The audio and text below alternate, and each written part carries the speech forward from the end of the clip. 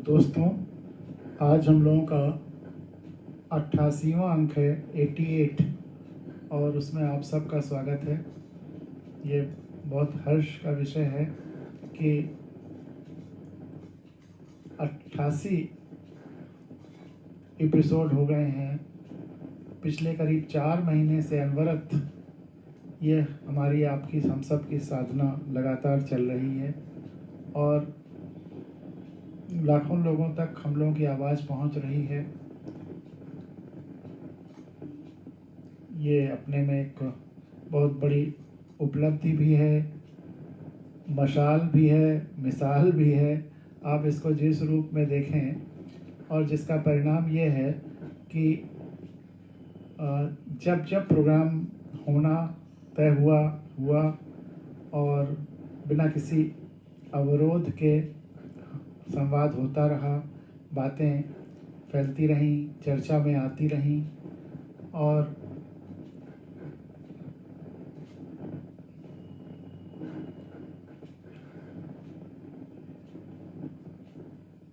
आज हम लोग 88वें अंक में हाइकुओं पर चर्चा करेंगे, हाइकु नुमाओं पर चर्चा करेंगे। आपके सामने हाइकु नुमा पेश करेंगे, आपको आनंद आएगा। छोटी छोटी 3-3 लाइन की कविताओं में कैसे भाव भरे जा सकते हैं, विचार दिए जा सकते हैं, उसके उदाहरण होते हैं हाइकु। वैसे हाइकुओं में 3 लाइनों में 5, पहली लाइन में 5, दूसरे में 7, तीसरे में 5 ही अक्षर का विधान है जापान में, लेकिन हिंदुस्तान में चूँकि वहाँ चित्रलिपि है, यहाँ अक्षर हैं, तो मैंने थोड़ी उसमें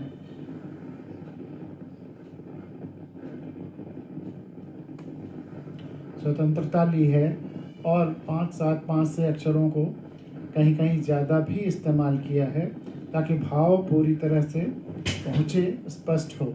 भाव महत्वपूर्ण है, शब्द महत्वपूर्ण कम है। भाव में कोई बाधा नहीं होनी चाहिए, ये बात पूरी तरह से हमने ध्यान में रखी है। उसी के आधार पर मैं उसको आपके सामने रखूँगा। आज नेट में यहाँ भी कुछ प्रॉब्लम है, तो इसलिए हर जगह ये नहीं आ पा रहा है। अभी YouTube चालू नहीं हो पाया है, लेकिन फेसबुक के कई अकाउंट पे आ गया है, तो इसलिए बातचीत हम लोग शुरू करेंगे। और गांव पंचायत के चुनाव उत्तर प्रदेश और बिहार तथा कई राज्यों में होने वाले हैं, तो उस पर चर्चा हम लोग 2 दिन करेंगे। अगले 2 दिनों में गांव पंचायत के चुनावों पर चर्चा करेंगे, उसमें हमारी आपकी क्या भूमिकाएं होनी चाहिए उस पर चर्चा करेंगे। और आशा है कि ये बात उन सभी प्रांतों में ठीक से फैलेगी जहां पर कि ये पंचायत के चुनाव होने वाले हैं। ये स्पेशल चर्चा का आग्रह बिहार के मित्रों ने किया है। बिहार में पंचायत चुनाव होने वाले हैं, तो वहाँ के तमाम मित्रों ने आग्रह किया है कि बिहार मतलब पंचायत चुनाव पर हम लोग बातचीत करें। उसको रिकॉर्ड रहेगा ही फेसबुक पे और यूट्यूब पे, वो हर जगह भेजना चाहते हैं, तो उस पर हम लोग चर्चा करेंगे। और जो प्रतिक्रियाएं आपकी मिली हैं, वो कुछ छोटी छोटी बातें ये आपके सामने रखने जा रहे हैं। तो आज का प्रोग्राम आपको पसंद आएगा, इसका पूरा विश्वास है। आज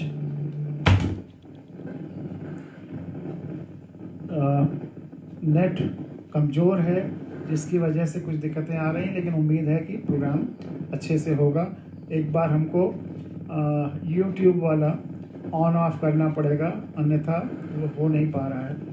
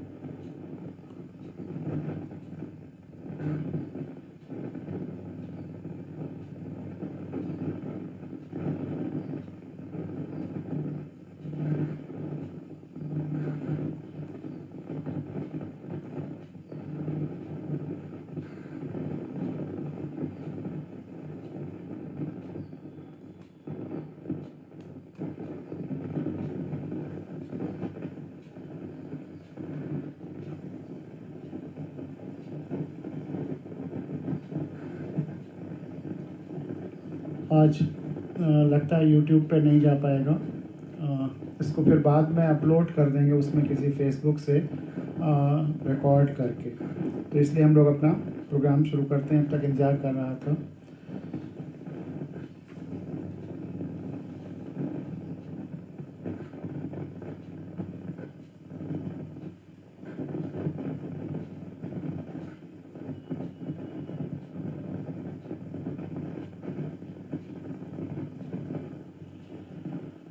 अरुण चौबे जी भी आ गए हैं, उनका भी स्वागत है। शिवांशु गुप्ता जी, कुमार गुरचरण जी, सबका स्वागत है। एक बहुत छोटा सा प्रसंग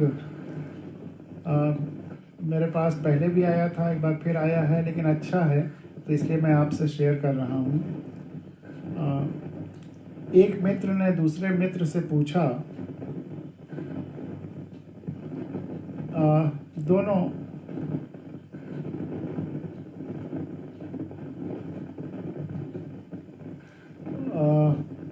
गहरे मित्र थे और एक बार वो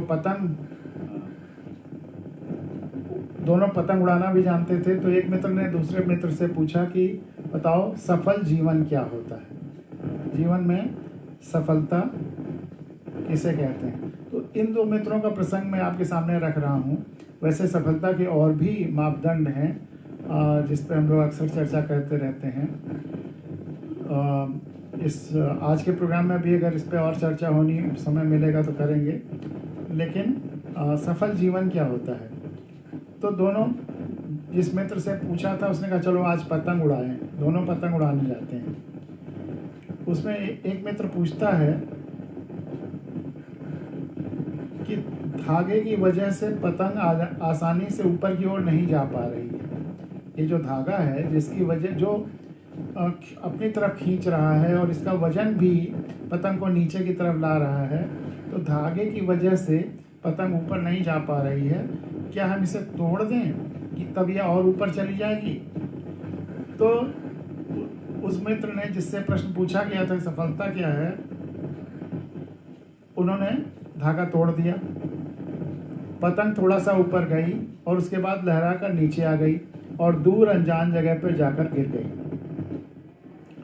तब उस मित्र ने दूसरे मित्र को जीवन का दर्शन समझाया कि जिंदगी में हम जहाँ पर भी हैं, जिस ऊंचाई पर भी हैं, जिस स्थान पर हैं, हमें अक्सर लगता है कि कुछ चीज़ें, कुछ धागे जिनसे हम बंधे हुए हैं वे हमें ऊपर जाने से रोक रही हैं। जैसे घर परिवार, अनुशासन, माता पिता, भाई बहन, बंधु बांधव, पति पत्नी, इष्ट मित्र, गुरु, समाज या हमारी संवेदना, हमारा जुड़ाव, देश से जुड़ाव, धरती से जुड़ाव।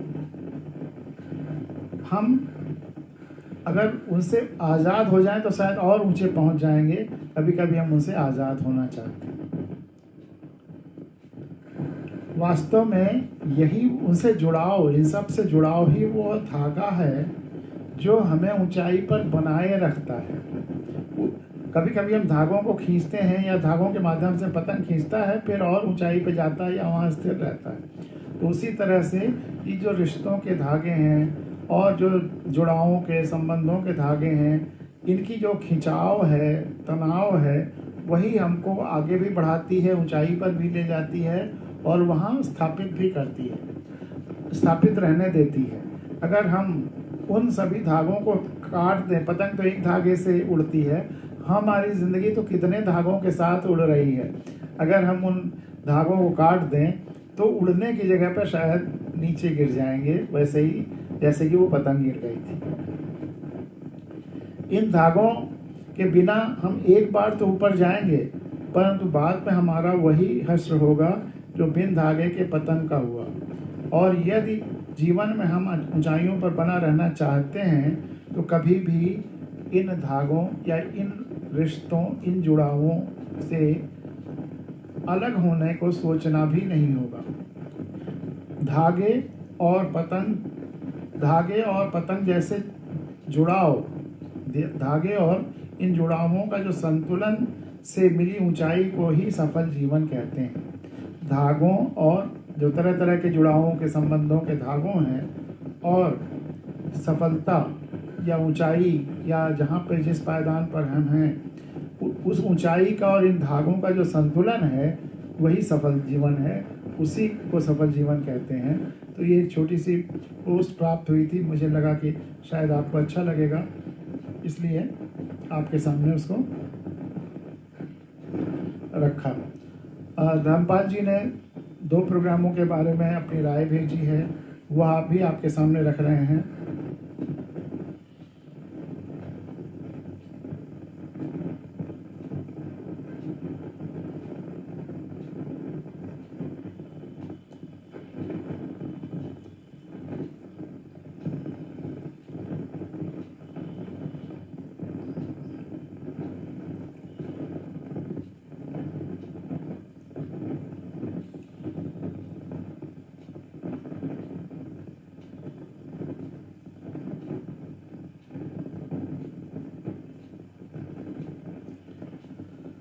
धर्मपाल जी का जो मैसेज है वो आज पता नहीं क्यों खुल नहीं रहा है, उसको आगे किसी परसों नरसों में सुना देंगे।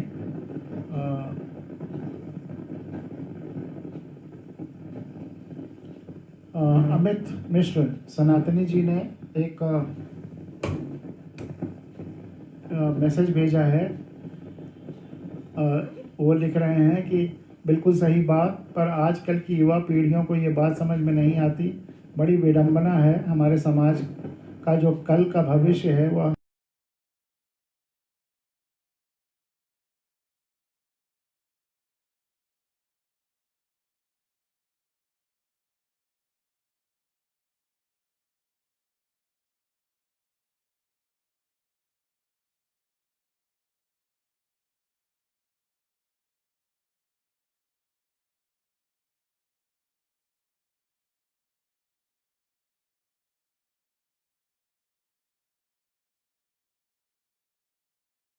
विश्वासों को अपनी शक्ति नहीं मानना चाहिए। हमारा दृष्टिकोण खुली आंखों वाला होना चाहिए। अंधविश्वासों को या अपनी आंखों को बंद रखना या आंखों पर पट्टियां बांधना ये भी नहीं होना चाहिए कि दूसरे हमारा एक्सप्लॉयटेशन करें, हमारा उत्पीड़न करें या हम गलत बातों पर विश्वास करें जो सत्य नहीं है। असत्य से हमें दूर भी रहना है। हमारे संस्कृति में, शुद्धतम संस्कृति में बहुत महानता है, संस्कारों में भी महानता है, लेकिन उसके साथ साथ तमाम ऐसी चीज़ें हैं जो अंधविश्वास से आई हैं, यूं ही जुड़ती चली गई हैं, तो उनसे मुक्ति भी पानी है। एक संतुलन होना चाहिए। वो धागे रिश्तों के जुड़ाव के रूप में होने चाहिए, लेकिन उन धागों पर अगर आप बोझ डालने लगेंगे असत्य का और कुसंस्कारों का, अंधविश्वासों का, तो फिर आपकी उड़ान या वह सफल नहीं होगी। तो हमें उन बोझों से बचना भी है, यह ध्यान में रखना है। संबंध तारों की तरह, रिश्तों की तरह खिंचाव भी हो, उसमें तनाव भी हो, उसमें जुड़ाव भी हो, वह ठीक है, लेकिन गैर जरूरी असत्य का, अंधविश्वास का, आंखों पे पट्टियों का वो बोझ भी नहीं होना चाहिए। तो इसलिए आपकी बात से सहमत होते हुए भी इतना काशन या इतना सावधानी जरूर कहना चाहूँगा। पंचायत चुनाव जो होने वाले हैं उस पर मैंने कहा कि अगले 2 अंक हम लोग उस पर समर्पित करेंगे और उसको बिहार के चुनाव के संदर्भ में उस मित्र ने कहा है वो उत्तर प्रदेश तथा सभी जो पंचायत के चुनाव होने वाले हैं सबके लिए सार्थक होगा। तो इसलिए अब लगता है एक नया माइक एम्पलीफायर खरीदना होगा, क्योंकि ये एम्पलीफायर बड़ा परेशान करने लगा है। और अगर एम्पलीफायर ही नहीं अच्छा है तो फिर प्रोग्राम में दिक्कत आएगी। आज एम्पलीफायर भी परेशान कर रहा है। चलिए आवाज़ तेज करके बोलने की कोशिश करते हैं ताकि आवाज़ आप तक पहुँचे। बिल्कुल। सनातनी अमित मिश्रा जी ने बढ़िया कहा है, बहुत अच्छी बात कही आदरणीय आपने। समस्या धृतराष्ट्र के अंधेपन से नहीं बल्कि गांधारी की आंखों पर पट्टियां बांधने से हुई थी। बिल्कुल यही बात मैं कहना चाहता था। इस पर मेरी एक कविता भी है गांधारी, जो अक्सर सुनाया भी करता था, और चूंकि आपने बात उठा दी है तो उस कविता को आज फिर सुन लेने में कोई हर्जा भी नहीं है। वो गांधारी कविता आपके सामने आज रखना चाहूँगा, लेकिन उसके पहले हम लोग किसान की जो बातें हो रही हैं और किसानों के आंदोलन पर तरह तरह की लोग प्रतिक्रियाएं दे रहे हैं। किसान, इसमें ज़्यादातर लोगों को पता ही नहीं है कि किसान बिल क्या है, उन्होंने खुद पढ़ा नहीं है, लेकिन वो आंख मूंद करके जिस पट्टी की बात हो रही है, मीडिया की या तो बात सुन करके उसी आधार पर बोलने लगते हैं, या किसी पॉलिटिकल पार्टी के जिससे वो जुड़े हुए हैं उसकी बात करने लगते हैं, या सुनी सुनाई सोशल मीडिया पे बातें जो आ रही हैं उसके आधार पर अपनी राय नहीं बना रहे हैं, खुद नहीं पढ़ रहे हैं। हम तो कहते हैं तीनों बिल आप स्पष्ट रूप से पढ़ लीजिए और उसके बाद तय करिए कि किसान बिल कैसा है। और ख़ास करके जो इसेंशियल कमोडिटीज़ एक्ट में परिवर्तन किया गया है, इसको ध्यान से पढ़ करके समझ लीजिए, तभी बहुत सारी बातें समझ में आ जाएंगी। तो किसान बिल पढ़ना ज़रूरी है, पढ़ करके समझिए, न कि सुनी सुनाई बातों से। किसान, जैसा मैंने कहा कि पूरी दुनिया में भारत अकेला देश है जहां किसानों ने आत्महत्याएं की हैं, और 8 लाख से ज़्यादा किसानों ने आत्महत्याएं की हैं पिछले 24-25 सालों में। तो इससे बड़ा पाप क्या हो सकता है? क्या हमारे जो शहीद जान की बाजी लगा रहे थे इस देश की आज़ादी के लिए, उन्होंने यही सपना देखा था कि आज़ाद हिंदुस्तान में किसानों को आत्महत्याएं करनी पड़ेंगी?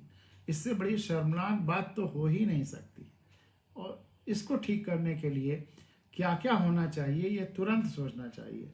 अक्सर मैं दक्षिण भारत के जो मशहूर राष्ट्रकवि हैं सुब्रमण्यम भारती, उनकी वो कविता कहता हूँ कि अगर इस धरती पर कोई एक भी व्यक्ति भूखा सोता है तो पूरी धरती को नष्ट कर देना चाहिए। और यहाँ सबके भूखे सोने कौन बात कहे, सबके भूख मिटाने वाले किसान को आत्महत्या करने तक की नौबत आ रही है, तो सोचिए क्या क्या नष्ट कर देना चाहिए। व्यवस्थाओं की वह संवेदनहीनता, किसानों की तरफ ध्यान न देना, जो वाकई गर्मी में तपती लू में गन्ने के खेत में जब वो पानी सींचता है, उसकी वह सब बातें बिल्कुल भूल करके, दरकिनार करके, अनदेखा करके हम दिल्ली में बैठ करके नियम कानून बनाते रहते हैं, सोचते हैं कि वो चीज़ उन तक पहुंच गई जो हमारी योजनाएं हैं। हमने सुनिश्चित नहीं किया कि योजनाएं वहां तक पहुंचें। उसके लिए हमें छोटी छोटी चीज़ों पर ध्यान देना चाहिए था, लेकिन हमने कुछ नहीं किया। वो असंवेदनशीलता नष्ट होनी चाहिए थी, कुछ भी नहीं किया गया। तो यह जैसे पाप का घड़ा जब कहा जाता है फूटता है तो सब कुछ बदल जाता है। तो ये जो असंवेदनशीलता रूपी पाप का घड़ा है वह फूटने के कगार पे है। जो किसानों के प्रति, हम एक किसी पार्टी का, किसी सरकार का जिक्र नहीं कर रहे हैं, ये जब से किसानों की आत्महत्याएं होनी शुरू हुई हैं, आज से 24-25 साल पहले, उससे 10-15 साल पहले, यानी कि वही सन 70 के आसपास से, लाल बहादुर शास्त्री जी तो जय जवान जय किसान की बात कहते थे, लेकिन उनके जाने के बाद किसानों की ये दुर्दशा हुई है कि आत्महत्या करने तक ठेल दिया गया। तो ये सबके गैर जिम्मेदारियों का, सबकी गलतियों का, सबके पापों का ये जो घड़ा समेकित रूप से किसानों पर असंवेदनशीलता का हुआ, उसका परिणाम है कि वो फूटने के कगार पे है। और इससे बहुत देश में परिवर्तन होने जा रहे हैं जो हम आप आज नहीं सोच पा रहे हैं या सोच रहे हैं, लेकिन देश के भले के लिए होगा। जयप्रकाश नारायण जी का जो आंदोलन था 75, 76, 70s के दशक में, उससे बड़ा ये परिवर्तनकारी आंदोलन सिद्ध होने जा रहा है। यह अपने आप उगा हुआ है, जो इसमें जनता से लीडरशिप आएगी। उस समय तो ढेर सारी पार्टियां इकट्ठी होकर के और वो सब कर रही थी, इसमें लीडरशिप जनता के हाथ में जाने जा रही। एक नई तरह की लीडरशिप, वो जो हम लोग हैंडपंप का उदाहरण देते हैं, जो साफ पानी आने का, इस आंदोलन से साफ पानी की दिशा में देश बढ़ेगा। तो ये बहुत बड़ा परिवर्तनकारी ये जो किसानों का आंदोलन चल रहा है, वह देश के लिए बहुत इसके दूरगामी परिणाम होने जा रहे हैं। और इसमें जिन जिन लोगों ने, चाहे प्रदेशों की पार्टियां रही हो, चाहे देश की पार्टी रही हो, जिन जिन लोगों ने आम आदमी, आम मजदूरों, किसानों, इन सब के लिए असंवेदनशीलता दिखाई है, उन सब के गलत कामों का फल उनको किसी न किसी रूप में मिलेगा। क्योंकि अगर हम पूंजीपतियों से, धनी लोगों से पैसे लेकर के चुनाव लड़ेंगे, जीतेंगे, मीडिया को कंट्रोल करेंगे, तो इसका फल किसको भोगना पड़ेगा? आम आदमी को, गरीबों को, किसानों को, मजदूरों को। लेकिन उनको हमने 150 रुपए दे दिए और सोचा कि खुश हो गए। वो उनका जीवन स्तर ठीक करने के लिए कुछ नहीं किया। जितने पैसे अब तक खर्च किए गए हैं, उतने से कि सभी की हालत बहुत सुधर सकती थी। जितना योजनाओं में इधर उधर पैसे सरकारों ने खर्च किए हैं, सरकारों ने क्या खर्च किए हैं? हम ही लोगों के टैक्सेस को गलत इस्तेमाल किया गया है। अगर हम लोगों के पैसों का, हम लोगों द्वारा दिए गए टैक्सेस का 100, हर व्यक्ति टैक्स देता है। गरीब का बच्चा अगर पेंसिल और रबर खरीदता है तो वो भी टैक्स देता है। अगर हमारे टैक्सेस का सही इस्तेमाल किया गया होता तो आज देश बहुत खुशहाल हो जाता। उसका दुरुपयोग हुआ और हमने कभी उस पर सवाल भी नहीं पूछा। अब राइट टू इंफॉर्मेशन एक्ट और सोशल ऑडिट जैसी चीज़ें आ रही हैं, लेकिन शुरू से हमें आँख खोल करके रखना चाहिए था। तो मैं इसके लिए गांधारी कविता, हमें अपनी आंखें खुली रखनी है, इसके लिए गांधारी कविता आपके सामने रख रहा हूँ। एक बार और जरा, अभी तक यूट्यूब चालू नहीं हुआ नेट की कमज़ोरी से, एक बार फिर ट्राई कर लेते हैं, नहीं तो फिर उसको भूल ही जाएंगे।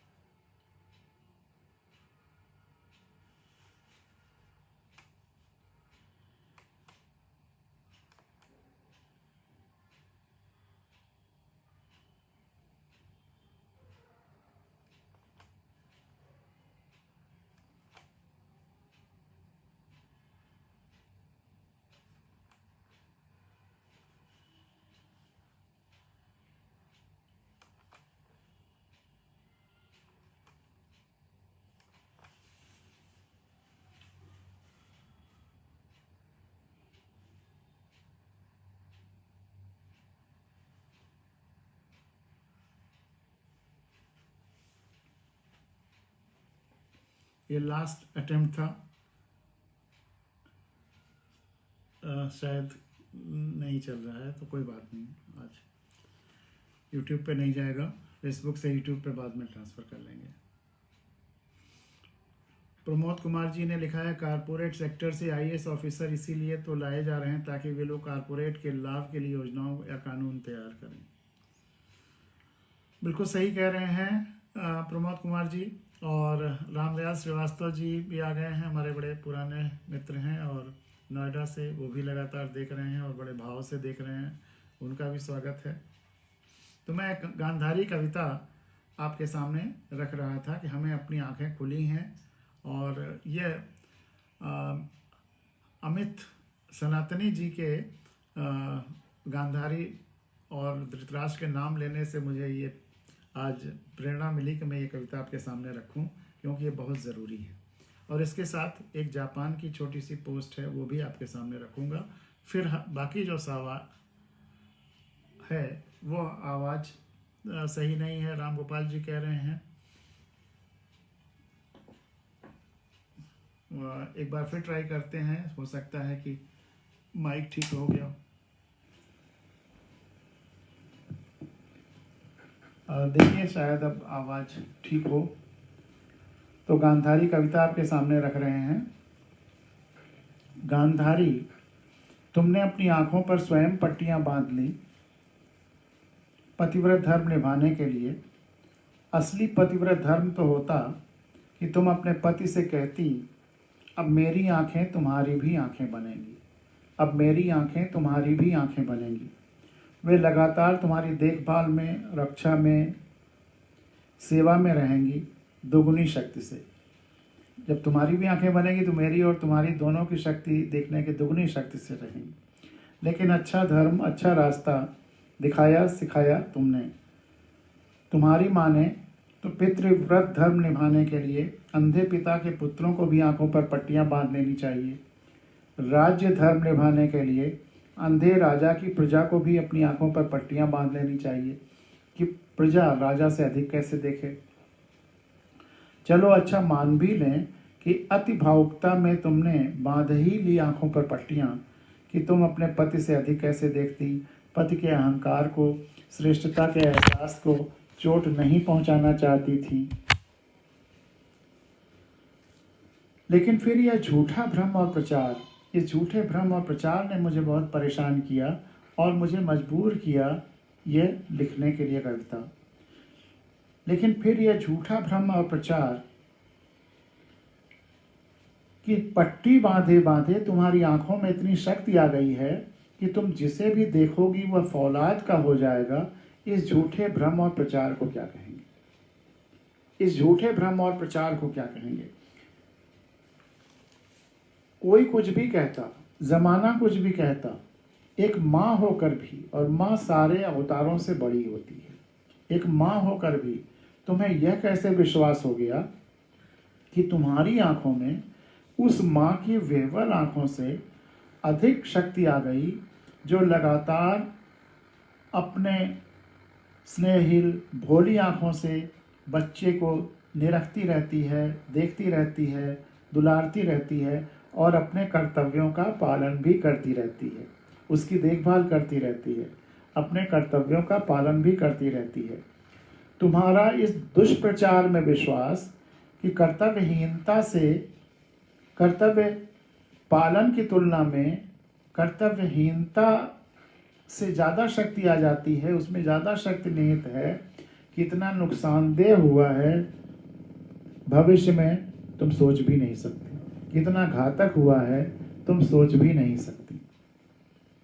तुम्हारी देखा देखी आज भी अनगिनत लोग अपनी अपनी आंखों पर तरह तरह की पट्टियां बांधे बैठे हैं। तुम्हारी देखा देखी आज भी अनगिनत लोग तरह तरह की पट्टियां बांधे बैठे हैं। अंधविश्वासों की पट्टी, नाम और विशेषणों की पट्टी, दुराग्रहों, पूर्वाग्रहों, बायसेस, प्रेजुडिसेस की पट्टी, समूह, भीड़, समुदाय की पट्टी और लोभ, ग्रीड तथा सबसे लेटेस्ट पट्टी है और सबसे खतरनाक पट्टी है विज्ञापनों की पट्टी। सुबह से शाम तक एक झूठ बार बार देखते चले जाइए और रात में विश्वास करके सो जाइए। तो तुम्हारी देखा देखी आज भी अनगिनत लोग अपनी अपनी आंखों पर तरह तरह की पट्टियां बांधे बैठे हैं। अंधविश्वासों की पट्टी, नाम और विशेषणों की पट्टी, दुराग्रहों, पूर्वाग्रहों की पट्टी, समूह, भीड़, समुदाय की पट्टी, लोभ और विज्ञापनों की पट्टी।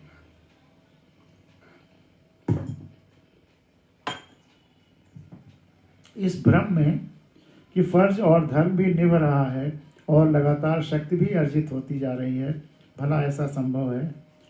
वह तो भला हो कृष्ण का कि उन्होंने तुम्हारे भ्रम की लाज रख ली।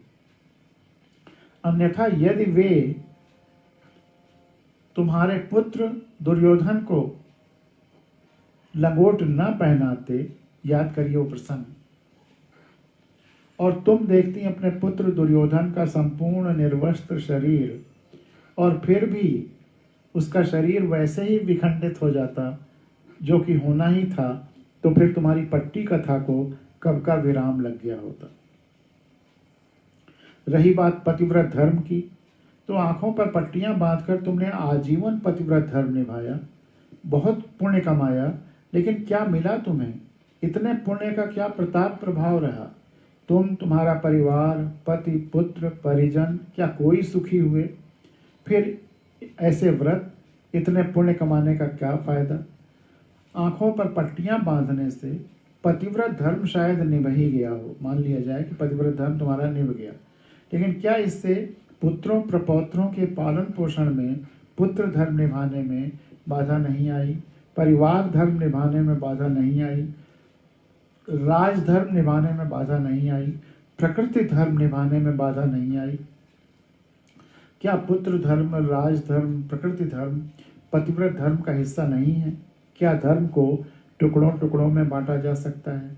और आखिरी लाइनें, काश तुम विराट अविभाज्य धर्म का मर्म समझ पाती, काश तुम विराट अविभाज्य धर्म का मर्म समझ पाती। वैसे सारा धर्म निभाने का जिम्मा क्या तुम्हारा ही था? क्या धृतराष्ट्र का कोई धर्म नहीं था? धृतराष्ट्र को भी तो पत्नी व्रत धर्म निभाने के लिए, धृतराष्ट्र को भी तो पत्नी व्रत धर्म निभाने के लिए, पुत्र धर्म, राजधर्म, प्रकृति धर्म निभाने के लिए आदेश देना चाहिए था तुम्हें कि तुम अपने आंखों की पट्टियां खोल दो, कि तुम अपने आंखों की पट्टियां खोल दो। तो ये आंखों पर पट्टी खोल के रखना बहुत खतरनाक है, इससे मुक्ति हमें चाहिए ही चाहिए। और एक जो छोटा सा जापान का तुलनात्मक एक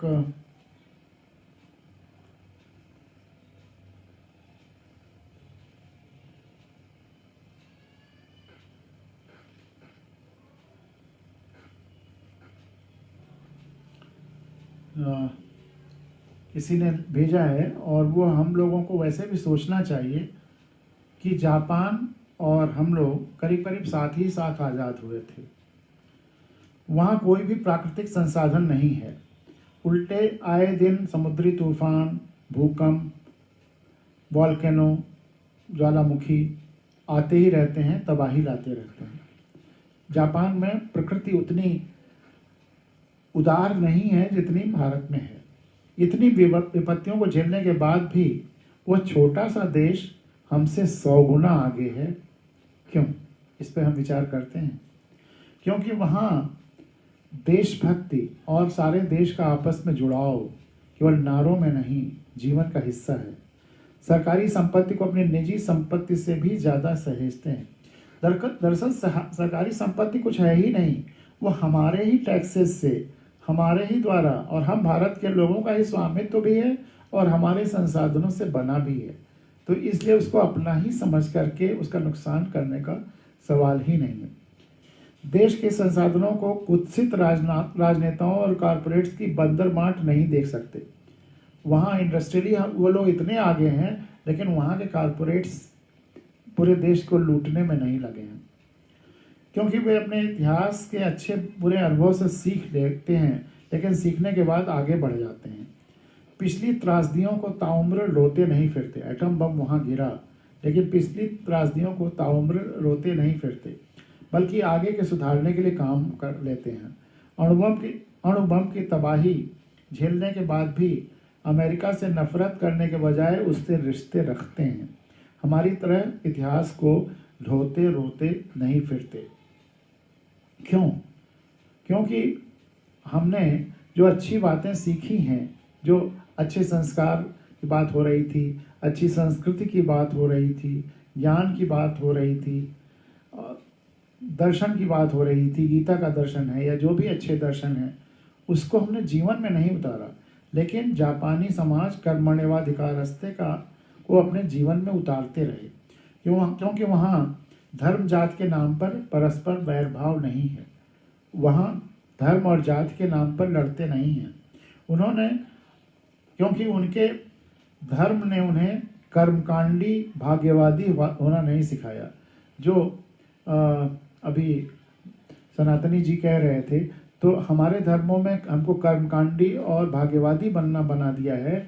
इसीलिए मैं कह रहा हूँ कि हमको अपनी आंखें खोल करके रखना है और आगे बढ़ने के लिए मेहनत करनी है। तो वही चीज़ कि उनके धर्म ने उन्हें कर्मकांडी भाग्यवादी होना नहीं सिखाया, क्योंकि वहाँ नारी की समानता प्रदान की गई, भोग की वस्तु नहीं माना गया। और वह आज एक उच्च शिक्षित देश है जापान। और सबसे बड़ी बात, वहाँ की सरकार कर्म के आधार पर, अच्छाई, चरित्र, ईमानदारी और संवेदनशीलता के आधार पर चुनी जाती है, जैसा अपने संविधान ने चाहा है। धर्म के आधार पर या जिताऊपन और भौकाल बनाने वाले और उस तरह के आधार पर नहीं। हमें भी अपने घृणा आधारित जाति धर्म के चंगुल से तो निकलना ही तो है। अगर हम अपने घृणा आधारित और जाति धर्म आधारित और दिखावा आधारित और केवल ड्रामा और भौकाल और इन सब से ऊपर उठ के मीडिया आधारित इन सब से ऊपर उठना है, तो फिर अगर ऐसा करना शुरू कर दें तो हम जापान से भी आगे निकल जाएंगे, निकल सकते हैं। हम में पूरी संभावना है। लेकिन वो सबसे बड़ा लेकिन यही है कि हम अपनी आंखें जब तक बंद रखेंगे तब तक हमें ये सब चीज़ें नहीं होंगी। हमें अपनी आंखें खोलना ही खोलना पड़ेगा। उसको बहुत दिन तक इसी तरह से हम नहीं रह सकते। और लगता है कि किसान आंदोलन एक वो प्रज्वलन की शुरुआत या एक चिंगारी साबित होगी जो हमें उस तरफ ले जाने के लिए मजबूर करेगी। अब इसके बाद हम लोग हाइकू कविताएं सुनेंगे जो आपको अच्छी लगेंगी।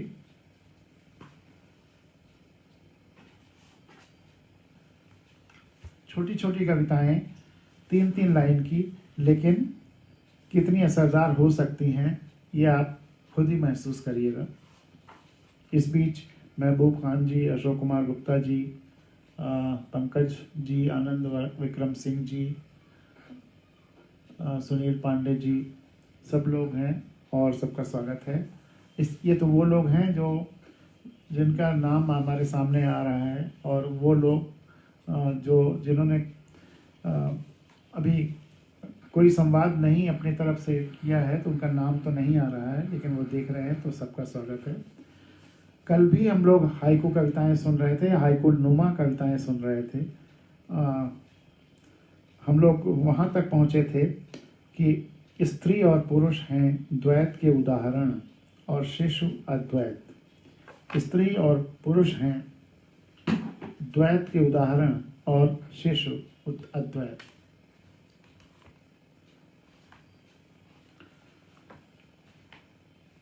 सूरज भाननैन जी आ गए हैं, उनका भी स्वागत है।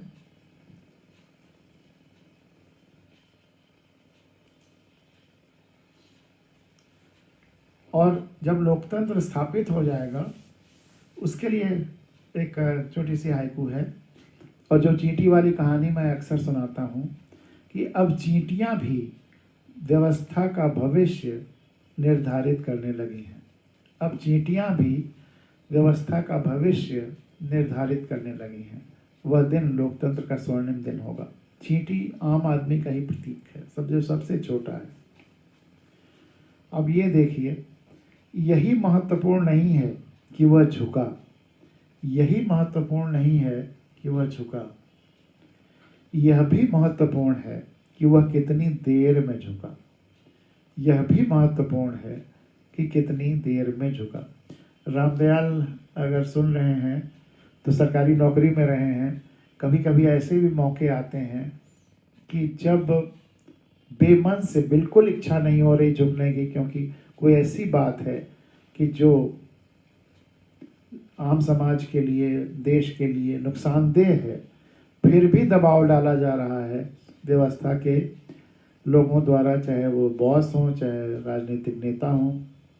बट मेरे मन में कोई इच्छा नहीं है और हम लोग विरोध करते जा रहे हैं। लेकिन एक ऐसा क्षण आता है कि अब शायद विरोध का बोझ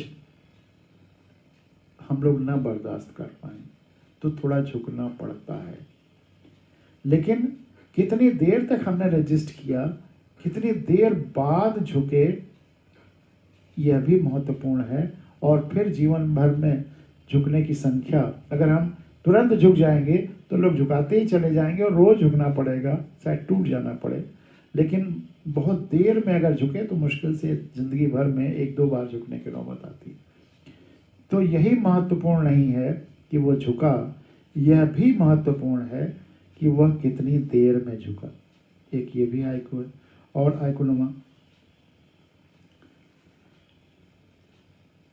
और एक ये देखिए, पहले जहाँ पूजा करता था, इसको मैंने और भी कई बार सुनाया है। पहले जहाँ पूजा करता था फूल चढ़ाता था, पहले जहाँ पूजा करता था फूल चढ़ाता था, अब जहाँ भी फूल देखता हूँ वहीं पूजा करता हूँ। पहले जहाँ पूजा करता था फूल चढ़ाता था, अब जहाँ भी फूल देखता हूँ पूजा करता हूँ। समरसता और समानता जुड़ाव में होना चाहिए, बर्ताव में नहीं। समरसता और समानता, समरसता और समानता जुड़ाव में होना चाहिए, बर्ताव में नहीं। हम सबसे एक समान बर्ताव नहीं कर सकते। पिता हैं, पुत्र हैं, स्टूडेंट हैं, टीचर हैं, बॉस हैं, सबॉर्डिनेट्स हैं, कस्टमर हैं, या हमारे कोई वकील है, कोई उसका क्लाइंट है, कोई जज है, तो सबसे एक समान व्यवहार नहीं कर सकते। जो समानता है वह एक समान नहीं हो सकती, लेकिन जुड़ाव हम सबसे कर सकते हैं। जुड़ाव सबसे होना चाहिए, वो भी एक ह्यूमन बीइंग है। जितने लोग हैं सब ह्यूमन बीइंग हैं, तो सबसे समान जुड़ाव तो हो सकता है। जुड़ाव में समरसता होनी चाहिए, बर्ताव तो अलग अलग होगा ही। तो कभी कभी कुछ लोग तो सबसे एक समान व्यवहार करना चाहिए, व्यवहार में नहीं। समरसता और समानता जुड़ाव में होनी चाहिए, बर्ताव में नहीं। एक और हाइकूनुमा कविता छोड़ी, जिनको आप क्षणिकाएं भी कह सकते हैं या जो भी। हमारी कमजोरियां होती रही पुरस्कृत, इसको भी मैंने सुनाया है आप लोगों को अलग अलग समय पर। हमारी कमजोरियां होती रही पुरस्कृत और हमारी शक्तियों को दबाने की होती रही कोशिशें बार बार। हमारी कमजोरियां होती रही पुरस्कृत और हमारी शक्तियों को दबाने की होती रही कोशिशें बार बार। आप बचपन से लेकर के और अपने जिंदगी को पूरा एनालाइज कर लीजिए। आप में अगर छोटे बच्चे भी जो बहुत ज़्यादा, जिनका माइंड अच्छा चलता है या बहुत एक्टिव हैं, माँ बाप अक्सर उनको दबाते हैं। और जो बहुत थोड़ा डर जैसे पड़े रहते हैं, हर बात मान करके, और कोई प्रयोगात्मक या प्रयोगधर्मी नहीं है, अपनी बात को दबा ले जाते हैं, तो वो बहुत अच्छे, ये बहुत सीधा बेटा है, बहुत अच्छा है, तो दबाया उसको जाता है। जो थोड़ा थोड़ा कमजोर जैसा होता है वो बहुत उसकी शाबाशी मिलती है, अच्छा माना जाता है। और जो शक्तिशाली है उसका दबाने की कोशिश की जाती है बचपन से। और यही व्यवस्थाओं में भी है। आप जहाँ भी हैं, अगर आप ओरिजिनल हैं तो हो सकता है कि आपको दबाने की कोशिश की जाए, इग्नोर करने की कोशिश की जाए। आप इसको गहराई से सोचिएगा अपने किसी समय, खाली समय में, तो देखिएगा इस छोटी सी बात को कि हमारी कमजोरियां होती रही पुरस्कृत और हमारी शक्तियों को दबाने की होती रहे कोशिशें बार बार। और हम सब उस विराट शरीर, विराट जीवंत शरीर जिस ब्रह्मांड का है, उसके जीवंत अंग हैं। इसको हमको एहसास करना होगा क्योंकि पूरी सृष्टि एक जीवंत रूप से जुड़ी हुई है। तो अगर हम उस भाव से जिए तो बहुत सार्थक और आनंद पूर्वक जी सकते हैं, और जीवन का तत्व, जीवन का महत्व भी समझ सकते हैं, हम धरती पर क्यों आए हैं। लेकिन दिखते तो हम अलग अलग शरीरों में हैं, लेकिन हैं सब जुड़े हुए एक दूसरे से। तो उसी बात को कहा गया है इस अगले हाइकूनुमा में कि शरीरों में तो हम सब हैं ही अलग अलग, शरीरों में तो हम सब हैं ही अलग अलग, चलो विचारों में तो एक हो जाएं, चलो विचारों में तो एक हो जाएं, या वह कॉमन विचार जो सबके लिए है, पूरी सृष्टि के लिए है, उसको तलाशें और उसमें तो एक हो जाएं, पूरी सृष्टि का भला हो। कम से कम इसी विचार से शुरू करें, पूरी सृष्टि जुड़ी हुई है, इसी विचार से शुरू करें, पूरी सृष्टि एक दूसरे की कॉम्प्लीमेंट्री है, इसी विचार से शुरू करें। तो कॉमन विचार तो तय कर लें और उस पर चलें, तो फिर ये झगड़े टंटे सब खत्म हो जाएंगे। और एक देखिए, क्रिया और प्रतिक्रिया के बीच, क्रिया और प्रतिक्रिया के बीच क्यों न रखते हैं थोड़ा आकाश थोड़ा ईश्वर, थोड़ा आकाश थोड़ा ईश्वर। इसको आप एक चीज़ और जोड़ सकते हैं, आकाश में मैंने उसको शामिल माना है, लेकिन स्पष्ट करने के लिए कि क्रिया और प्रतिक्रिया के बीच क्यों न हम रख दें थोड़ा समय, थोड़ा आकाश और थोड़ा ईश्वर। कोई चीज़ होती है हमारे, कोई कुछ कहता है या कोई कुछ करता है, कुछ एक क्रिया हुई और हमने उसको परसीव किया, तो हमने जब उस क्रिया को परसीव किया और उसके बाद हमको रिएक्ट करना, किसी ने हमसे कुछ कहा, किसी ने कुछ किया, हमको अच्छा लगा या बुरा लगा, तो जो क्रिया है, जो क्रिया हुई है, उसको जब हमने परसीव किया, उसका अपने सेंसेस से, चाहे वो कान से, चाहे आँख से, चाहे जिस तरह से उसको जब परसीव किया, तो इमीडिएट रिएक्ट न करें, थोड़ा सा रुक जाएं। जो क्रिया को हमने जो एहसास किया, अब अपनी प्रतिक्रिया देने के पहले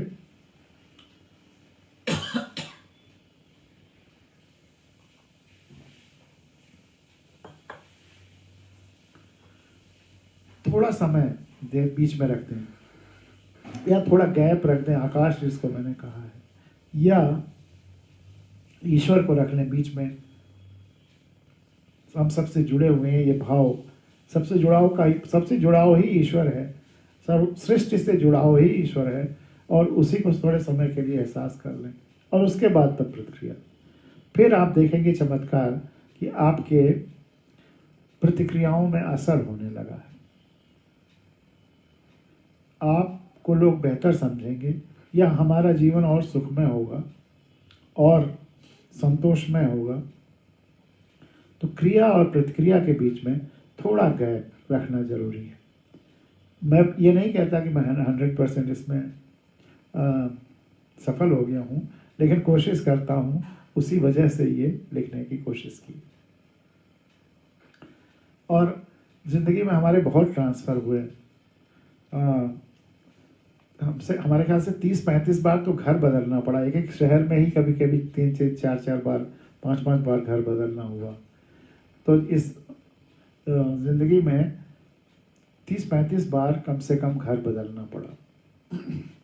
गेस्ट हाउसेस वगैरह बदलने की तो बात छोड़ दीजिए, जहाँ सामान के साथ गए हैं, तो जहाँ सामान पैक हुआ है और ट्रक पे से दूसरी जगह गया है, चाहे दूसरे घर में, उसी शहर में या दूसरे शहर में, आपका भी अनुभव होगा, तो उसको याद करते हुए कि जब घर का सामान पैक होने लगता है, जब घर का सामान पैक होने लगता है, तो लगता है कि सामान ज़्यादा है।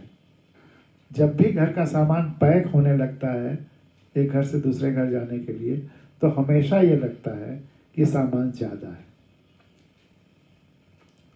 अगला, बुरी स्थितियों को भी स्वीकारें अच्छी तरह से, बुरी स्थितियों को भी स्वीकारें अच्छी तरह से। और जो यूनिवर्सल लॉज हैं वो हर जगह एक जैसे रहते हैं। कोई जगह बता दो जहां गर्म मुट्ठी में बर्फ पिघलती न हो या बर्फ ना पिघले। कोई जगह बता दो जहां गर्म मुट्ठी में बर्फ न पिघले। और एक बड़ा अजीब सच है, लेकिन है सच, खुशी बहुत महंगी है, खुशी बहुत महंगी है और दुख, सॉरी उल्टा मैं बोल गया, खुशी बहुत सस्ती है, खुशी बहुत सस्ती है और दुख बहुत महंगा। अक्सर हम जिसके पास ज़्यादा धन हो जाता है वो खुशी नहीं खरीदता, वो दुख खरीदता है। खुशी बहुत सस्ती है और दुख बहुत महंगा। आप प्रेमचंद की वो कहानी याद करिए, चिमटा, ईदगाह, जहाँ वो लड़का अपने दादी के लिए, और लोग इतने महंगे महंगे सामान खरीद रहे थे और वो एक 2 पैसे का या उस समय 2 आने का एक चिमटा खरीद के ले गया अपनी दादी के लिए, और उसमें वो भी खुश, दादी भी खुश। और देखिए, वृक्ष के पास अपना तो केवल बीज, वृक्ष के पास अपना तो केवल बीज, बाकी सब तो वातावरण का। वृक्ष के पास अपना तो केवल बीज, बाकी सब तो वातावरण का। वृक्ष वो एक बीज था, उसी से बढ़ता बढ़ता बढ़ता उतना बड़ा हो गया और उसे सब वातावरण ने दिया है। धरती ने दिया है, वायु ने दिया है, जल ने दिया है, मौसम ने दिया है, टेम्परेचर। और अगला देखिए, मौन संवाद है एक रूपता का। मौन संवाद है एक रूपता का। सबका मौन एक जैसा होता है। मौन संवाद है एक रूपता का और भाषा संवाद है अनेकता का, विभिन्नता का। हर व्यक्ति अलग अलग तरीके से बोलेगा, भाषा का इस्तेमाल करते हुए अलग अलग तरीके से अपनी बात व्यक्त करेगा, लेकिन मौन एक रूपता का। हर सबका मौन एक जैसा है। तो मौन संवाद है एक रूपता का और भाषा संवाद है अनेकता का, विभिन्नता का। फिर ये छोटा सा और देखिए हाइकुनमा, हर बच्चा धरती पर आता है नया ज्ञान लेकर। हर बच्चा धरती पर आता है एक नया ज्ञान लेकर। हर बच्चा धरती पर आता है एक नया ज्ञान लेकर। अरे वाह, प्रमोद कुमार जी लिख रहे हैं, प्रेमचंद जी की जन्मस्थली पर आपका स्वागत है, हम इसी गांव में रहते हैं, लम्ही, ज़रूर आएंगे। प्रमोद कुमार जी, ये वादा है कि हम आएंगे और तमाम सारे और लोग जो सुन रहे हैं, ढेर सारे लोग इसी आपके पास आएंगे। आप अपना फ़ोन नंबर दीजिएगा।